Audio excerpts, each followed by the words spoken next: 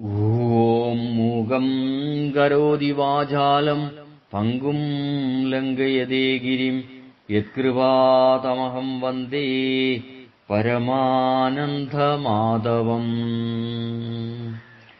ചിത്സ്വരൂപികളായ പുണ്യാത്മാക്കളെ, ഭഗവത്ഗീതയിലെ മർമ്മങ്ങൾ എന്ന പരമ്പരയിൽ ഇന്നത്തെ നമ്മുടെ ചിന്തനീയ വിഷയം കർമ്മരാഹിത്യം മരണമാണ്.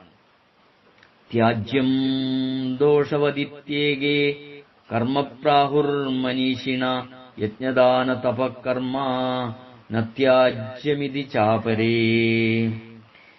ചില പണ്ഡിതന്മാർ ഏത് കർമ്മവും ദോഷയുക്തമാകിയാൽ കർമ്മം ത്യജിക്കണമെന്ന് പറയുന്നു. ചിലരുടെ അഭിപ്രായം യജ്ഞവും ദാനവും തപസ്സും ത്യജിക്കേണ്ടതില്ലെന്നാണ്. പ്രിയരെ, പ്രായഭേദവും സാഹചര്യഭേദവും അനുസരിച്ച് മനുഷ്യന്റെ മനസ്സിലെ പലവിധ ആഗ്രഹങ്ങളും ആവശ്യങ്ങളും ഉണ്ടായെന്ന് വരും. ആഗ്രഹ നിവൃത്തിക്കായി തന്റെ ശക്തിയും സമയവും സമ്പത്തും ചെലവഴിച്ചെന്ന് വരും.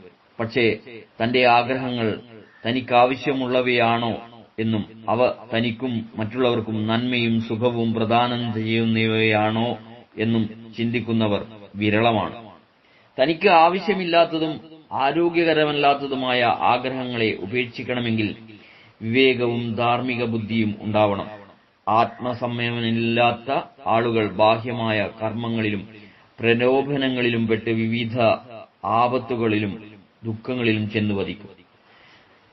കുടുംബത്തിന്റെയും സമൂഹത്തിന്റെയും ഘടകമെന്ന നിലയിൽ ഏതൊരു വ്യക്തിയും അവനവന്റെ കർത്തവ്യങ്ങൾ നിർവഹിക്കേണ്ടതുണ്ട്. കർമ്മങ്ങൾ ചെയ്തുകൊണ്ടുതന്നെ കർമ്മദോഷങ്ങളിൽ നിന്ന് രക്ഷപ്പെടുവാനുള്ള മാർഗമാണ് കർമ്മഫലത്യാഗം.